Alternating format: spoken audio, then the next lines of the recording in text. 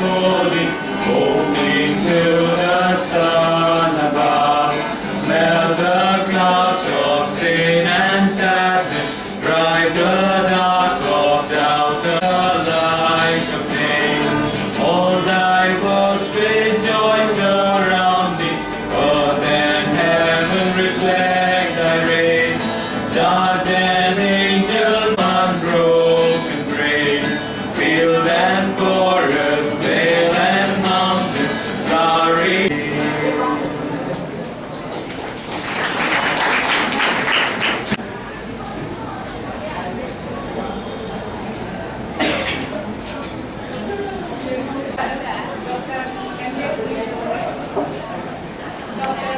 ಆಡಳಿತ ವರ್ಗದ ಬಂಧುಗಳೇ ಹಾಗೂ ನರ್ಮೆಯ ವಿದ್ಯಾರ್ಥಿನಿಯರೇ, ಇಂದು ಕಿಡಲ್ ಕಲಾ ಮಹಾವಿದ್ಯಾಲಯದ ಮಹಿಳಾ ಸಬಲೀಕರಣ ವೇದಿಕೆಯ ಉದ್ಘಾಟನಾ merit track Manipal university Bangalore ರವರು ಮಹಿಳಾ ಸಬಲೀಕರಣ ವೇದಿಕೆ ಪರವಾಗಿ ಎಲ್ಲ ಪ್ರಾಧ್ಯಾಪಕರು, ನಮ್ಮ ಪ್ರಾಚಾರ್ಯರಾದ ಡಾಕ್ಟರ್ ಎಂ.ಕೆ. ಪುನೀತ್ ರವರು, ಎಲ್ಲ ಪ್ರಾಧ್ಯಾಪಕರು ಹಾಗೂ ನಮ್ಮೆಲ್ಲ ವಿದ್ಯಾರ್ಥಿ ಸಂಚಾಲಕರಾದ ಡಾಕ್ಟರ್ ಶ್ರೀಮತಿ ಮಮತಾ ಅವರೇ ಆತ್ಮೀಯವಾಗಿ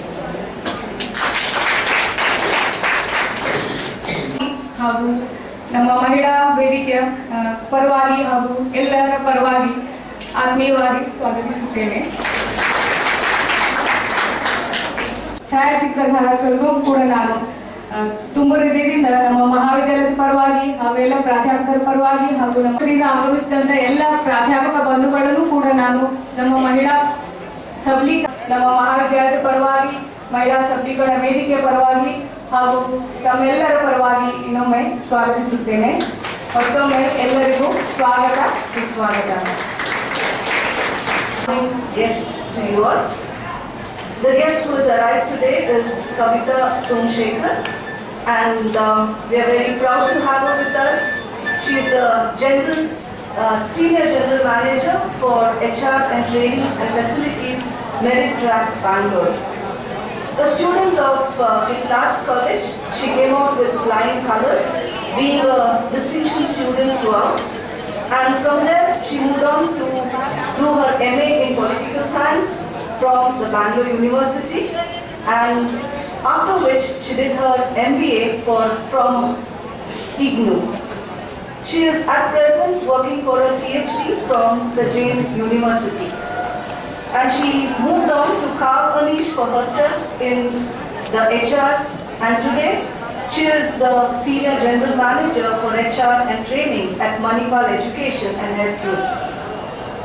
With 16 years of corporate experience, Kavita has worked at Jubilant and has been instrumental for creating the retail wing called as Total.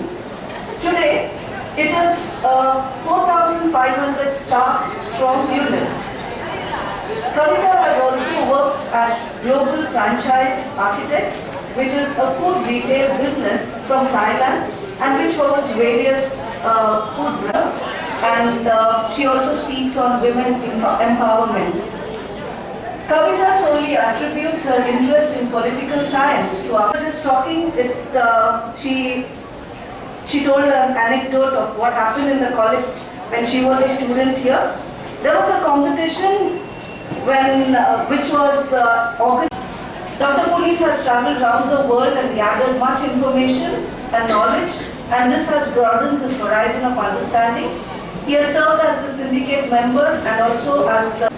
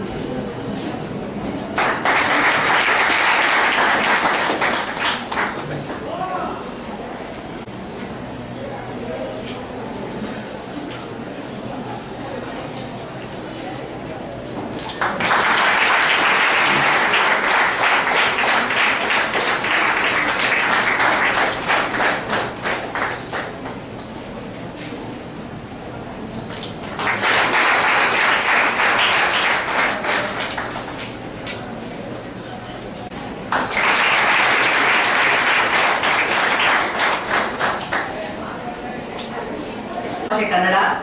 But if I make any mistakes in Kannada because of the language which we only speak at home but which is not formal, it is because of that. Okay, so please pardon me for that. I would like to state the wonderful career in which I started. With all humbleness, I thank my parents who got me to what I am now, and to all the professors whom I met across in my life who has taught me. ಒಂದು ಶಿಲೆ ಅಥವಾ ಒಂದು ಕಲ್ಲು ಒಂದು ಶಿಲೆ ಅಥವಾ ಒಂದು ಮೂರ್ತಿ ಆಗ್ಬೇಕಾದ್ರೆ ಅದಕ್ಕೆ ಸಾವಿರಾರು ಜನ ಉಳಿ ಹೊಡಿತಾರೆ. And in that, what matters is your parents and your good teachers.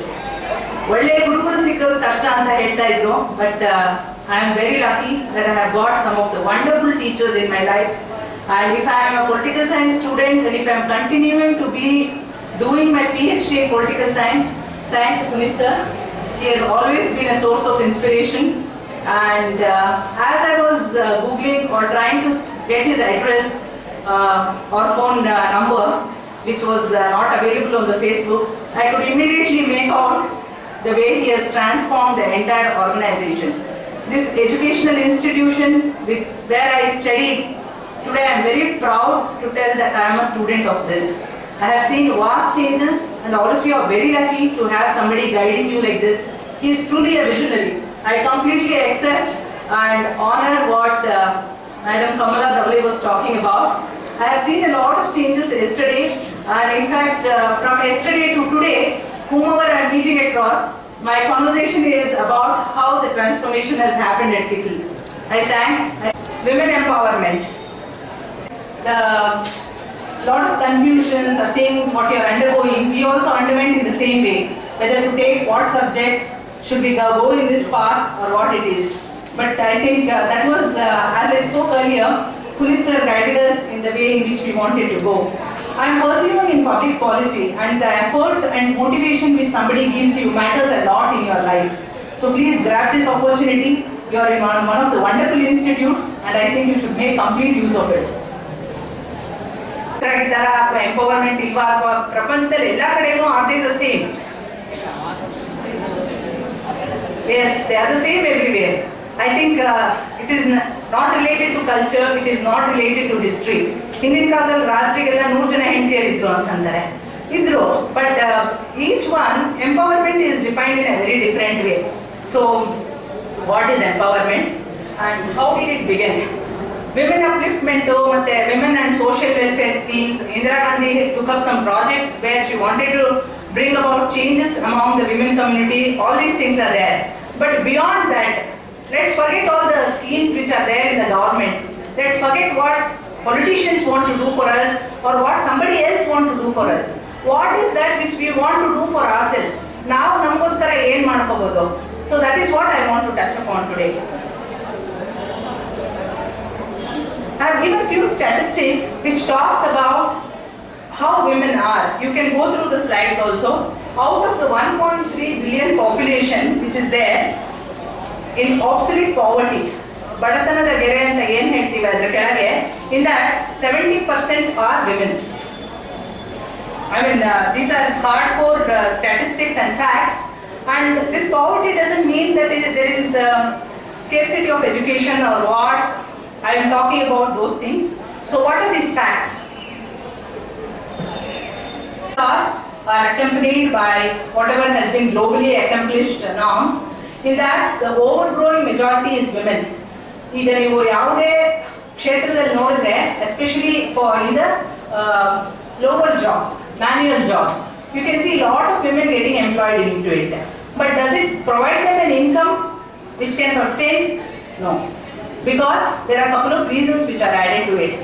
Chikkuduru, I recall one of the instance and I want to quote it. Nanku matte nan cousin matte we were talking about during our heydays in the college.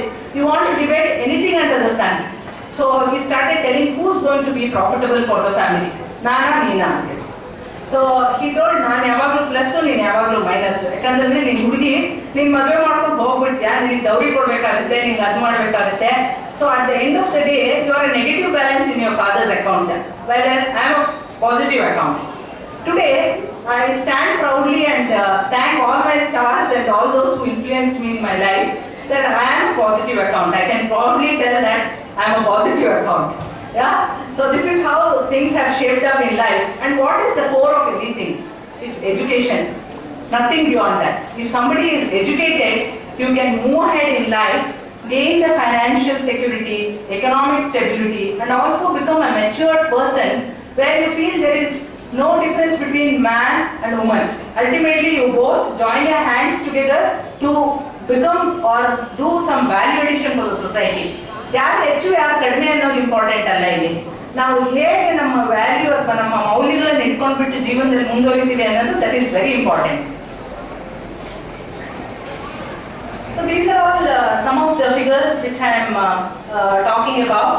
Low pay, poverty, 2 square meal, all these things are not possible with whatever we are trying to bring. And if you look at the statistics, all provided you don't get a good husband who takes care of you, what do you do? And children who desert you and put you in an old age home, what do you do? So that is the time when you have to stand up on your own feet. ಅವಾಗ ನಿಮ್ಮ ಆಶ್ರಯಕ್ಕೆ ಬರೋದು ಏನು? ವಿದ್ಯೆ. ವಿದ್ಯೆ ದುಡಿದ್ರೆ you can earn your livelihood for any time. So that is very, very crucial. And it is very important that we look at this period. In fact, I am happy that there are so many things which is in the institute today and where you can broaden your horizon. You go to your library, there is Wi-Fi. There is things at the tip of your, whatever fingers where you can completely look at knowledge. And knowledge is power. Earlier in our times, we used to just go to library, look at refer few books, and whatever the professors used to tell, we used to go by those guidelines. Today you have so many avenues to get and grasp knowledge. I think these are some wonderful things which has happened. And ಈ ವಿದ್ಯೆ ಅಂತ ಏನು ಹೇಳ್ತೀವಲ್ಲ ಅದೊಂದು ತಪಸ್ಸು. ಈ ಟೈಮಲ್ಲಿ ನಾವು ಅದನ್ನು ಮಾಡಲಿಲ್ಲ ಮುಂದೆ ಮಾಡ್ತೀವಿ ಅಂತಂದ್ರೆ you will never attain any moksha. That is what I feel. Okay. And moving forward, as I was talking, there are various statistics which talk about poverty ಅಂತ ಹೇಳ್ತೇವೆ. There are various definitions for poverty, and women empowerment is very related to this. What is poverty? Is it hunger? Or is it hunger because I don't have, ನಾನು ಸಾಯಂಕಾಲ ಮನೆಗೆ ಹೋದಾಗ ನಂಗೆ ಊಟ ಸಿಗೋದಿಲ್ಲ, ಅದು ಪಾವರ್ಟಿನ? ಅಥವಾ ನನಗೆ ಮೆಡಿಸಿನ್, ನನ್ನ ಮಗುಗೆ ಮೆಡಿಸಿನ್ ಕೊಡಲಿಕ್ಕಾಗೋದಿಲ್ಲ, ಅದು ಪಾವರ್ಟಿನ? Beyond all this, what I consider poverty is, ನೀವು ನಿಮ್ಮ ಭಾವನೆಗಳನ್ನು ಎಕ್ಸ್ಪ್ರೆಸ್ ಮಾಡೋಕ್ಕಾಗೋದಿಲ್ಲ, ಆವಾಗ that is poverty. In fact basic need. First ನೀವು ಮನೆಗೆ ಹೋದಾಗ ಏನೋ ಅಮ್ಮ ಊಟ ಬಡಿಸಿದ್ರೆ ಸಾಕು ಅನ್ಸುತ್ತೆ, ಊಟ ಆದ್ಮೇಲೆ ಸ್ವಲ್ಪ ಸ್ವೀಟ್ ಇದ್ದಿದ್ರೆ ಇನ್ನೂ ಚೆನ್ನಾಗಿರುತ್ತೆ ಅನಿಸ್ತಿತ್ತು. So that is how life is all about. First you want your basic needs to be fulfilled and then you go for higher needs which is there. So once you attain success in life, what are the questions which come to women who have crossed their careers nicely and who have been educated? So education ಆದ್ಮೇಲೆ there are challenges. If you are enough qualified, do you want to get into the next role? ನೀವು Indian leadership ಅಥವಾ if you look at why India, look at the globe itself. If you look at the entire globe and when you are looking at women leadership, how many people are there on the top? ಎಷ್ಟು ಜನ ನೀವು leadership roll ಅಲ್ಲಿ ನೋಡ್ತೀರಾ ಹೆಂಗಸ್ರನ್ನ? There may be very, you can count them on your fingers. Either it is Indira Gandhi or if you take politics, it is Indira Gandhi and few other people. Only these are the figures which you can immediately recall. There is no other second person also.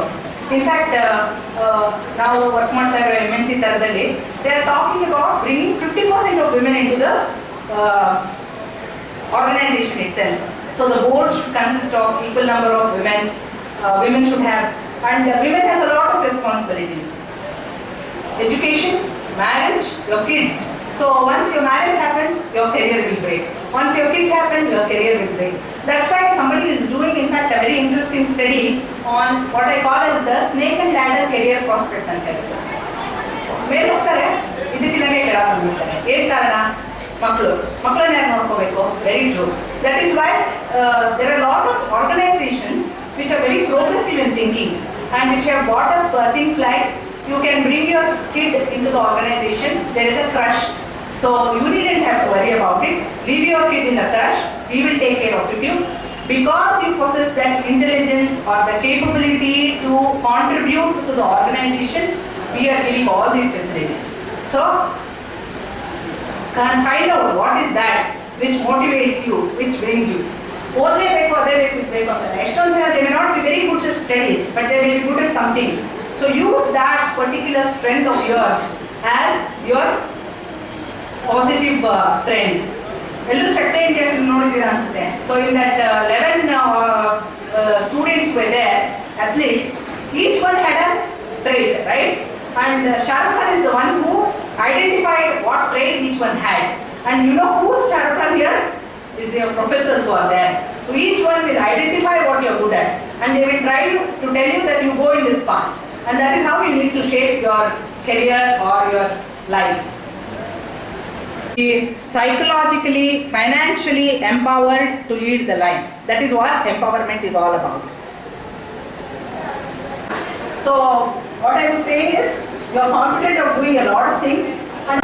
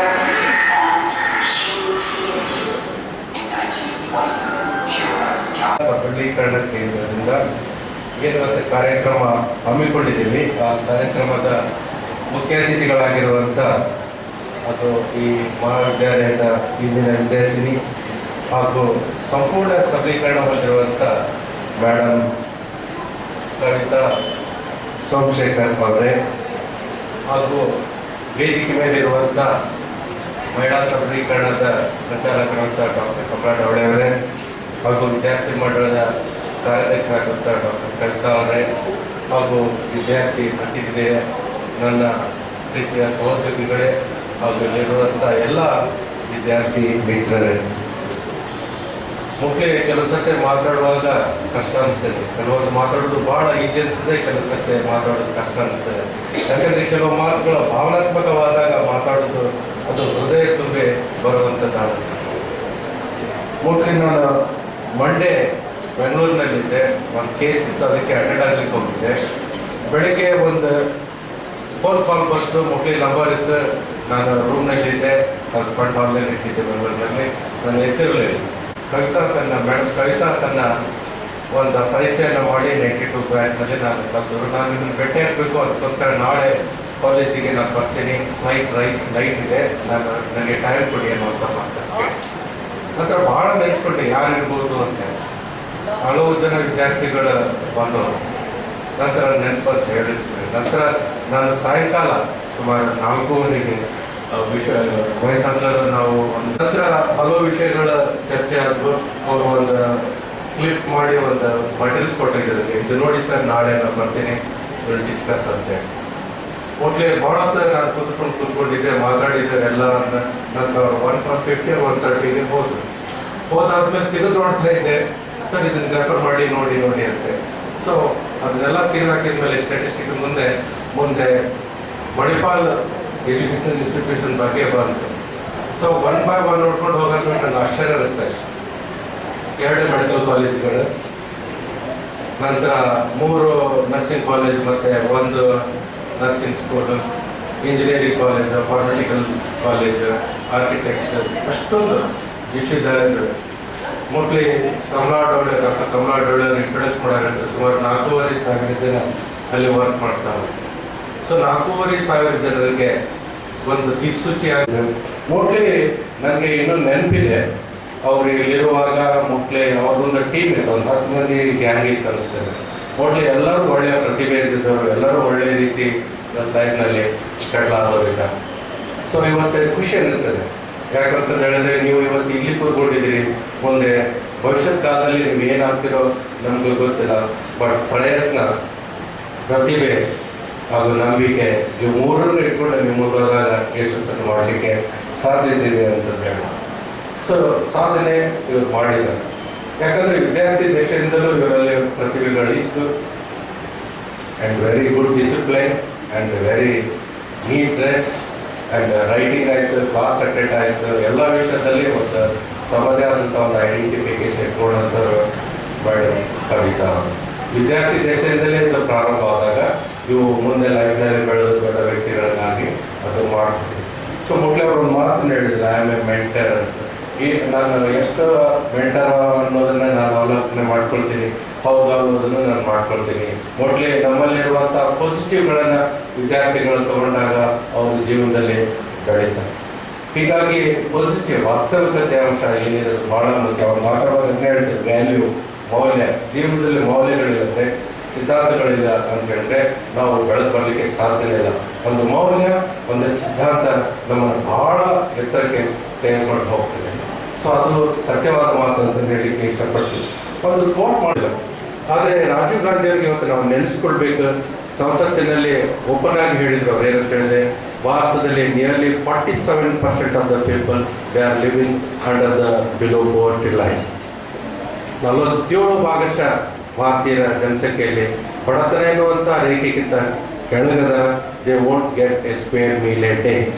ಒಂದು ಒಪ್ಪತ್ತಿನ ಊಟನೂ ಅವ್ರಿಗೆ ಗತಿ ಇಲ್ಲ ಅಂತ. ಅದಕ್ಕೋಸ್ಕರ ಇವತ್ತು scheme ಬರೋದು 64 ವರ್ಷಗಳ ತರುವಾಯ ಫುಡ್ ಬಿಲ್ ಬರ್ತಾ ಇದೆ ಸ್ವತಂತ್ರ ಆದಮೇಲೆ. ಮೊನ್ನೆ ನಾನು ಪ್ರೊಫೆಸರ್ ಕದಮ್ ಅವರಿಗೆ ತೀರ್ಕೊಂಡಿರೋ ಬಿಲ್ ಇಲ್ಲ ಅಂತೇಳಿ ನಾವು ಕಂಡುಕೊಳ್ತೀವಿ ಅಂತ ಹೇಳಿದ್ರೆ ನಿಜವಾಗ್ಲೂ ಇದು ಬೇಸರ ತರುವಂಥ ವಿಷಯ. ಮೋಸ್ಟ್ಲಿ ನಿಮಗೆ ತಂದೆ ತಾಯಿಗಳಿದ್ದಾರ, ಬ್ರೇಕ್ಫಾಸ್ಟ್ ಕೊಡ್ತಾರೋ, ಊಟ ಕೊಡ್ತಾರೋ, ಬಟ್ಟೆ ಕೊಡ್ತಾರ, ಆಹಾರದ ಕೊರತೆ ಗೊತ್ತಿಲ್ಲ. ಮೋಸ್ಟ್ಲಿ ಮೇಡಮ್ ಕವಿತಾ ಉಲ್ಲೇಖನ ಮಾಡಿ, ನಾನು ಈ ಮಾತನ್ನು ಯಾಕೆ ಹೇಳ್ತೇನೆ ಅಂದರೆ, ಈ 47 ಭಾಗ ಉಲ್ಲೇಖನ ಕೊಡ್ತಾರೆ. ಇದು ಇನ್ನೂ ಅತ್ಯಂತ ಶೋಚನೀಯ ಸಂಗತಿ. ಯಾರು ನಮ್ಗೆ ಅಡಿಗೆ ಮಾಡಿ ಹಾಕ್ತಾರೋ, ಯಾರು ನಮ್ಗೆ ಊಟ ಮಾಡಿ ಹಾಕ್ತಾರೋ ಅವರೇ ಇವತ್ತು ಉಪವಾಸದಾರ ಮಾಡಿಕೊಳ್ಳುವಂಥ ಒಂದು ವಿಷಯ ಇದೆ. ನಮ್ಮನ್ನು ನಾವು ಪರೀಕ್ಷೆ ಮಾಡಿಕೊಳ್ಳುವಂಥ ವಿಷಯ. ಸ್ವತಂತ್ರ ಬೇಕಂತ ಹೇಳಿ ಹೋಗಾಡಿದ್ವಿ, ರಾಜಕೀಯ ಸ್ವತಂತ್ರ ಬೇಕಂತ ಹೇಳಿದ್ವಿ, ಸಾಮಾಜಿಕ ಸ್ವತಂತ್ರ ಬೇಕಂತ ಹೇಳಿದ್ವಿ, ಹೌದು. ಬಟ್ ಆರ್ಥಿಕ ಸ್ವಾತಂತ್ರ್ಯ ಎಲ್ಲಿ ಸಿಕ್ಕಿದೆ? ಇವತ್ತು ಏನೋ ಬದುಕೊಳ್ತಾರೆ. ಇವತ್ತಿನವರೆಗೂ ಆಹಾರ ಇಲ್ಲದೆ ಬದುಕುವಂತ ಅನೇಕ ಜನ ಈ ದೇಶದಲ್ಲಿದೆ. ಹೀಗಾಗಿ ಇವತ್ತ ಪಾಲಿಸಿ, ಯೋಜನೆಗಳು, ಧೋರಣೆಗಳನ್ನು ಏನಿರ್ತಾರೋ ಅದು ಮಾಡೋದು ಬೇಕು. ಯೋಜನೆಗಳು, ಧೋರಣೆಗಳ ಸ್ಪಷ್ಟವಾಗಿ ನಿರೂಪಿಸಲ್ಪಟ್ಟು ಅವು ಕಾರ್ಯಗತ ಆದರೆ ಈ ಸಮಸ್ಯೆಗಳು ಯಾವುದು ಖುಷಿ. ಇಲ್ಲಿ ಇಂಟ್ರೊಡ್ಯೂಸ್ ಮಾಡುವಾಗ ಹೇಳ್ತಾರೆ policy making is are interesting subject ಅಂತ.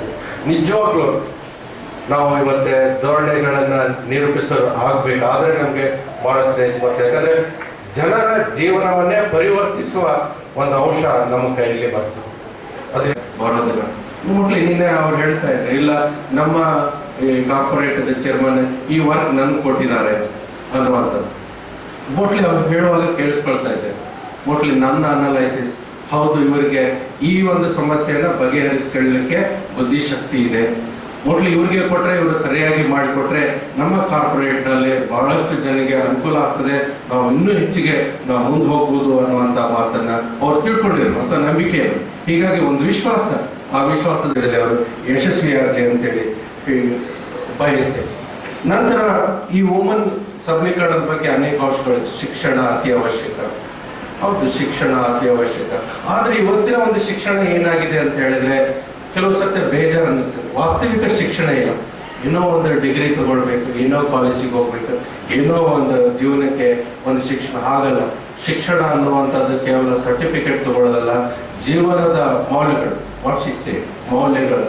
ಸೊ ಮೋಸ್ಟ್ಲಿ ಶಬ್ದ ಬಹಳ ಹಗುರಿದೆ ಮೌಲ್ಯ ಅಂತ ಹೇಳಿಕೆ, ಆದ್ರೆ ಅದನ್ನ ಅರ್ಥ ಮಾಡ್ಕೊಂಡು ಹೋದ್ರೆ ಮೋಸ್ಟ್ಲಿ ನಂಗೆ ಅನ್ನಿಸ್ತದೆ ಇಡೀ ದಿನ ಈ ವೇದಿಕೆ ಮೇಲೆ ನಾನು ನಿಂತ ಆ ಅರ್ಥವನ್ನು ಹೇಳ್ಬೇಕಾಗುತ್ತೆ. ಮೌಲ್ಯ ಅನ್ನುವಂಥದ್ದು ಬಹಳ ಎಲ್ಲ ಕ್ಷೇತ್ರದಲ್ಲಿ ಬರ್ತದೆ. ನಮ್ಮ ವೈಯಕ್ತಿಕ ಮೌಲ್ಯನೂ ಬರ್ತದೆ, ಜೀವನದಲ್ಲೂ ಮೌಲ್ಯ ಬರ್ತದೆ, ಸಾಮಾಜಿಕ ಮೌಲ್ಯ ಬರ್ತದೆ, ಕೌಟುಂಬಿಕ ಮೌಲ್ಯ ಬರ್ತದೆ, ನನ್ನ ವೃತ್ತಿ ಮೌಲ್ಯ ಬರ್ತದೆ. ಮೌಲ್ಯಗಳಲ್ಲಿ ಒಂದು ಎರಡು ಎಲ್ಲ ರೀತಿ ಏನಾಗಿದೆ ಇವತ್ತು ಮೌಲ್ಯಗಳು ಕುಸಿದು ಬಿದ್ದಿದ್ದಾವೆ. ವೈಯಕ್ತಿಕ ಮೌಲ್ಯಗಳಿಗೆ ಹೆಚ್ಚಿನ ಒತ್ತು ಬಂದಿದೆ. ನಾನು ಬದುಕಬೇಕು, ನನ್ನ ಕುಟುಂಬ ಬದುಕಬೇಕು ಹೊರತು ಉಳಿದವರು ಯಾರು ಬದುಕ್ತಾರೋ ಇಲ್ಲೋದ್ರ ಬಗ್ಗೆ ನಾವು ವಿಚಾರ ಮಾಡುತ್ತಿಲ್ಲ. ಸ್ವಹಿತಾಸಕ್ತಿಗೆ ನಾವು ಹೋಗಿದ್ರಿಂದ ಮೌಲ್ಯಗಳು ಬೇಕಾಗಿದ್ದಾವೆ. ಹೀಗಾಗಿ ಇವತ್ತು ಪುನರುಜ್ಜೀವನಗೊಳಿಸ್ಬೇಕಾದ್ರೆ ಮೌಲ್ಯಗಳ ಬಗ್ಗೆ ಪುನರುಜ್ಜೀವನ, ಸಂಘಟಿತ ಜೀವನ. ಈ ಕಾರ್ಪೊರೇಟ್ ಲೈಫ್ ಅಂದ್ರೆ live and let live. Society ಅಂದ್ರೆ ಸಮಾಜ ಅಂದ್ರೆ ನಾನು ಬದುಕಬೇಕು, ನೀವು ಇವತ್ತು ಎಲ್ಲಿ ಮಾಡ್ತೇವೆ, ನಾನು ಒಬ್ಬನೇ ಬೇರೆಯವರು ಬದುಕೋದು ಬೇಡ. ಇವತ್ತು ಮದುವೆಗಳನ್ನು ಮಾಡ್ತೀವಿ. ಮೋಸ್ಟ್ಲಿ ಒಂದು ಟೈಮ್ಸ್ ಆಫ್ ಇಂಡಿಯಾದಲ್ಲಿ ಸುಮಾರು 6 ತಿಂಗಳಿಂದ ಸ್ಟ್ಯಾಟಿಸ್ಟಿಕ್ ಕೊಟ್ಟರು. ಬೆಂಗಳೂರಿನಲ್ಲಿ ಮದುವೆ ಅಂತ ಹೇಳಿ ಮಾಡಿ, ಮದುವೆಗೆ ಆಹಾರಕ್ಕಾಗಿ ಎಷ್ಟು ಖರ್ಚು ಮಾಡಿ, ಎಷ್ಟೊಂದು ಆಹಾರನ ವೇಸ್ಟ್ ಮಾಡಿ ಕಸದ ಬುಟ್ಟಿಗೆ ಚಲ್ತಾರ. ಅದರಿಂದ ಎಷ್ಟು ಸಾವಿರ ಜನಕ್ಕೆ ಊಟ ಸಿಗ್ತದೆ ಅನ್ನುವಂಥ ಮಾತು. ಇದ್ರ ಮದುವೆ ಬ್ಯಾನ್ ಮಾಡಿ ಅನ್ನುವಂಥದ್ದನ್ನು ಅವ್ರು ಸಜೆಸ್ಟ್ ಮಾಡಿದ್ರು. ಇವತ್ತು ಮದುವೆ ಮಾಡಿ ಊಟ ಉಳಿಸಿ ಹೋಗಿ ಚಲ್ತೀವಿ ಹೊರತಾಗಿ ನನ್ನ ಸಹೋದರ ನನ್ನ ಸಹೋದರಿ ಉಪವಾಸದಾಳ ಅಂತ ಹೇಳಿದ್ರೆ ನಾವು ಊಟ ಕೊಡ್ಲಿಕ್ಕೆ ಮನಸ್ಸು ಮಾಡೋದು. ಕಾರಣ ಏನಂತ ಹೇಳಿದ್ರೆ ಸಾಮಾಜಿಕ ಒಂದು ತೊಡಕುಗಳು. ನಾವು ಒಬ್ಬರನ್ನೊಬ್ಬರು ಪ್ರೀತಿಸುವುದಿಲ್ಲ. ಹಕ್ಕು ಬಳಕೆಗಳು ನಮ್ಮಲ್ಲಿಲ್ಲ, ಸಾಮೂಹಿಕ ಭೋಜನಗಳು ನಮ್ಮಲ್ಲಿಲ್ಲ. ಎಲ್ಲಿವರೆಗೆ ನಾವು ಸಮೇಲಿಗಳು, ನಮ್ಮಲ್ಲಿ ಒಂದು ಜ್ಞಾನ ಇದೆ, ಅರಿವು ಇದೆ ಅನ್ನುವಂಥದ್ದು ನಾವು ಎಲ್ಲಿವರೆಗೆ ತಿಳ್ಕೊಳ್ಳೋದಿಲ್ಲ ಅಲ್ಲಿವರೆಗೆ ಈ ಸಮಾಜವನ್ನು ಬದಲಾವಣೆ ಮಾಡ್ಲಿಕ್ಕೆ ಆಗೋದಿಲ್ಲ. ಒಂದು ಅಂಶ ಹೇಳ್ಬೋದು, ಕೇವಲ ಸರ್ಕಾರ ಮಾತ್ರ ಇದ್ರ ಬದಲಾವಣೆ ತರ್ತದೆ ಅನ್ನುವಂಥದ್ದು ನಂಬಿಕೆ ಇದ್ರೆ ಅದು ವೇಗವಾಗಿ ಬರೋದಿಲ್ಲ. ಈ ಕಾರ್ಪೊರೇಟ್ ಸೆಕ್ಟರ್ಗಳಾಯ್ತು ಅಥವಾ NGO ಅಂತ ಹೇಳ್ತೀವಿ, ನಾನ್ ಗೌರ್ಮೆಂಟಲ್ ಆರ್ಗನೈಸೇಷನ್ ಅಂತ ಏನ್ ಹೇಳ್ತೀವಿ, ಅವು ಮುಂದೆ ಸಮಾಜ ಪರಿವರ್ತನೆಗೆ ನಿಂತರೆ ಮಾತ್ರ ಈ ಸಮಾಜ ಬದಲಾವಣೆ ಆಗ್ಲಿಕ್ಕೆ ಸಾಧ್ಯ. ಇಲ್ಲಾದ್ರೆ ಸಮಾಜ ಬದಲಾವಣೆ ಆಗೋದಿಲ್ಲ. ಸರಿ, ಸರ್ಕಾರ ಇತರ ಸಂಸ್ಥೆಗಳು ಅಥವಾ ಕಾರ್ಪೊರೇಟ್ ಲೈಫ್ಗಳು ಬದಲಾವಣೆ ಮಾಡ್ಲಿಕ್ಕೆ ಉತ್ಸುಕತೆ ಮುಂದೆ ಬಂದ್ಮೇಲೆ ಆಗುದಿಲ್ಲ. ನಮ್ಮ ಅಪ್ಪ ಹೆಂಗ್ ಹೇಳ್ತಾರೆ, ನಮ್ಮ ಅವ್ರ ಹೆಂಗ್ ಹೇಳ್ತಾರೆ, ನಮ್ಮ ಮನ್ಯಾಗ ಹೆಂಗ್ ಹೇಳ್ತಾರೆ. ಸೊ ಹೈಲಿ ಎಜುಕೇಟೆಡ್ ಆಗಿರ್ತೀವಿ, ಪೋಸ್ಟ್ ಗ್ರಾಜುಯೇಷನ್ ಆಗಿರ್ತೀವಿ, ಎಲ್ಲರೂ ಕೂಡ ಅಡ್ಡಾಡಿ ಇರ್ತೀವಿ. ಮನೇಲಿ ತಂದೆ ತಾಯಿ ಅಂಗೋಟಿ ಚಾಪ್ ಅಂತ ಇರ್ತೀವಿ, ಅದು ಹೆಬ್ಬಟ್ಟು ಅದನ್ನ ಅವ್ರು ಹೆಂಗ್ ಹೇಳ್ತಾರೆ ಅದನ್ನ ಕೇಳ್ಕೊಂಡು ಹೋಗ್ತೀವಿ.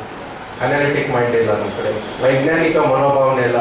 ಒಂದು ಎಲ್ಲಿವರೆಗೆ ನಾವು ವೈಯಕ್ತಿಕವಾಗಿ ನಮ್ಮ ಒಂದು ನಿರ್ಧಾರಗಳನ್ನು ನಾವು ತಗೊಳ್ಳೋದಿಲ್ಲೋ ಅಲ್ಲಿವರೆಗೆ ಬದಲಾವಣೆಗಳು ಬರೋದಿಲ್ಲ. ನೀವು ನೋಡ್ಬೋದು ಯುರೋಪಿಯನ್ ಕಲ್ಚರ್ಲಿ ಒಂದು ಚಿಕ್ಕ ಮಗು ಇದ್ರೆ ಆ ಚಿಕ್ಕ ಮಗು ತನ್ನ ನಿರ್ಧಾರವನ್ನ ತಾನೇ ತಗೊಳ್ತಾರೆ. ಇದೆ ಇಲ್ಲ ಅಂತ ಹೇಳ್ತಾರೆ, ಸ್ಲೋ ಆಗಿ ಬರ್ತಾ ಇದೆ. ಬಟ್ ಇದು ಬಹಳ ಫಾಸ್ಟ್ ಆಗಿ ಬೆಳಿಬೇಕು.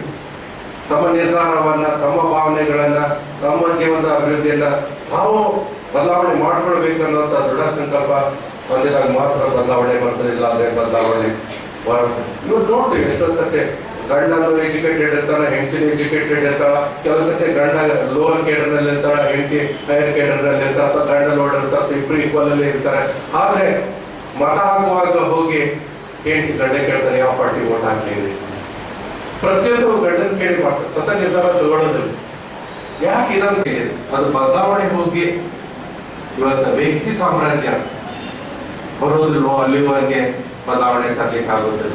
ಈಗಾಗಲೇ ನಾನು ಅನೇಕ ಬಾರಿ ಹೇಳಿದ್ದೀನಿ, ಅಧಿಕಾರಕ್ಕೆ ಗ್ಲೋಬಲೈಸೇಷನ್ ದಾಟಿ ಇಂಡಿವಿಜುವಲಿಸಮ್ ಬಂದಿದ್ದೀವಿ. ವ್ಯಕ್ತಿವಾದದಲ್ಲಿ ವ್ಯಕ್ತಿ ಸ್ವಾತಂತ್ರ್ಯವನ್ನ ನಾವು ಮನ್ನಣೆ ಮಾಡದೆ ಹೋದ್ರೆ ಪರಿವರ್ತನೆ ಅಸಾಧ್ಯ. ಇಲ್ಲಿರುವಂತಹ ಪ್ರತಿಯೊಬ್ಬ ವಿದ್ಯಾರ್ಥಿನಿಯರಾಗ್ಲಿ ವಿದ್ಯಾರ್ಥಿಯರಾಗ್ಲಿ ನಿಮ್ಮ ಪರಿವರ್ತನೆ ನಿಮ್ಮ ಕೈಯಲ್ಲಿದೆ, ಯಾರು ಕೈಯಲ್ಲಿಲ್ಲ. ನೀವು ಪರಿವರ್ತನೆ ಹೊಂದಿ ಮುಂದಿನ ಜೀವನ ಒಂದು ಉತ್ತಮವಾಗಿ ಅಂತ ಹೇಳಿ ನಾನು 2 ಮಾತನ್ನು ಮುಗಿಸ್ತೀನಿ. ಧನ್ಯವಾದ.